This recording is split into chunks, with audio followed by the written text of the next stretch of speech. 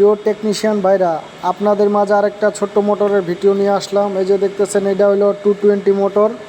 এটা হলো এক্সজাস্ট ব্লোয়ারের মোটর। যে থার্মাল ফিউজ দেখতেছেন, এই ফিউজটা কি কারণে ব্যবহার করা হয়? আমাদের এই কয়েলটা যদি অতিরিক্ত টেম্পারেচার হাই হয়ে যায়, তখন এই ফিউজটা কেটে যায়। কোনো জ্যাম থাকলে এই ফিউজটা কেটে যায়, মানে কিছু কারণ হলে এই ফিউজটা কেটে যাওয়ার সম্ভাবনা থাকে। তখন কয়েলটা কোনো সমস্যা না, কয়েলটা ঠিক থাকে। কয়েলটা ভালো থাকার জন্য এই থার্মাল ফিউজ ব্যবহার করা হয়। এই যে এখানে দুইটা তার দেখতেছেন, এই দুইটা তার হইলো একটা রানিং থেকে আনছে আর একটা স্টার্টিং থেকে, এই দুইটা কমন করে বের করছে।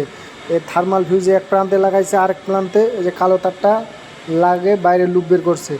আর এটা হইলো স্টার্টিং কেবলের লুপ, আর এটা হইলো রানিং। এই তিন তার মূলত কানেকশন বের করছে মোটরটা চালার জন্য।